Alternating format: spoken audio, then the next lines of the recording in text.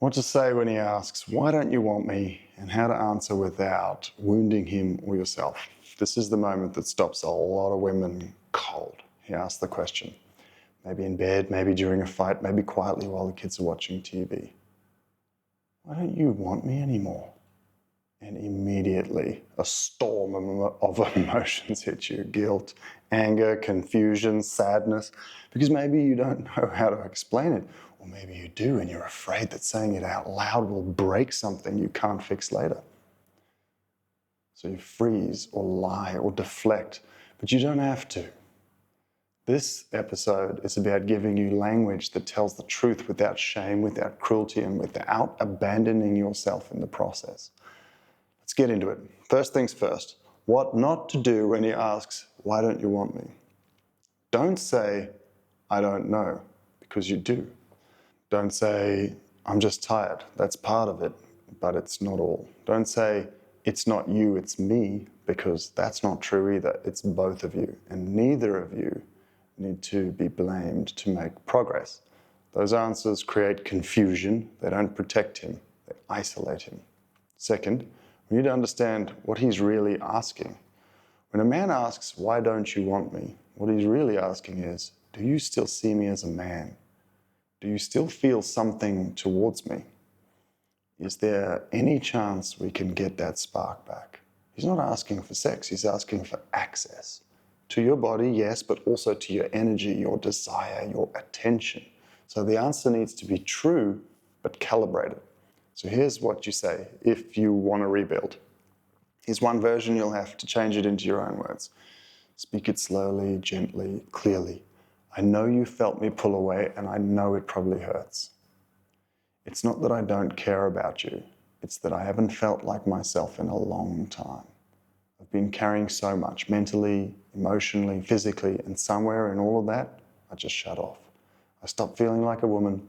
I started feeling like a worker, a manager, a mum. And when you touched me, it didn't feel like intimacy, it felt like pressure. I want that to change. I want to feel close again. I want that closeness, but I need us to slow down, not to fix anything, just to feel each other again. Can you meet me in that?" Obviously, say it in your own words, but that kind of answer, it's real. It doesn't coddle, it doesn't perform, but it leaves the door open. Now, what to say if you're not ready yet? If you're still in the shutdown mode and his touch makes your skin crawl, if you're still trying to figure out whether you want to get the spark back or not, say this: "I don't want to lie to you, and I don't want to say something I'll regret later. Right now, I feel really disconnected from that part of myself and from us. But I'm not walking away. I'm trying to understand what's going on. I need time to figure out what's actually happening inside me. What I don't need is pressure.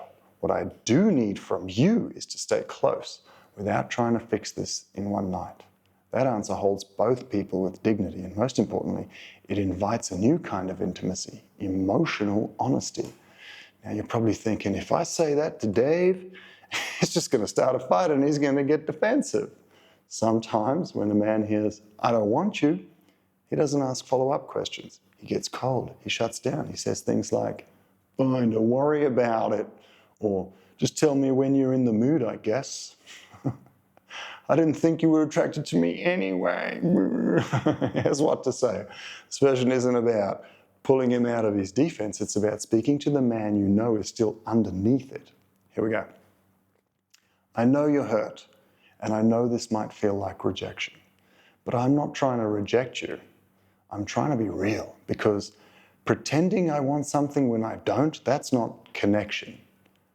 I don't want to shut this down, I want to rebuild it, but I can't rebuild with someone who disappears the second it gets uncomfortable. If you're willing to stay close and stay kind. I will too. I'm not looking for perfect, I'm looking for present." That kind of clarity resets the whole room. It says, you're allowed to be hurt, but don't hide from this.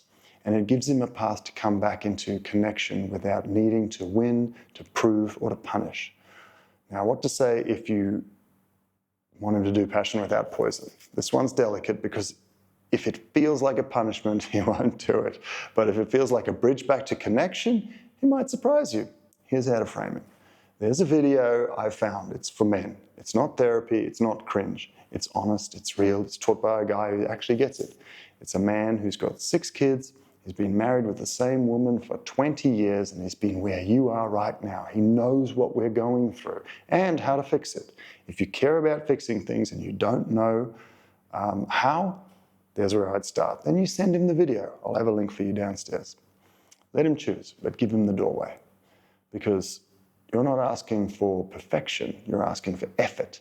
And if he's willing to meet you in that, maybe the two of you can build something even better than what you had before. Now, let's summarize what we've covered in this video. If your man asks you, why don't you want me? You don't have to lie. You don't have to shut down, and you don't have to perform. Connection, when you don't feel it.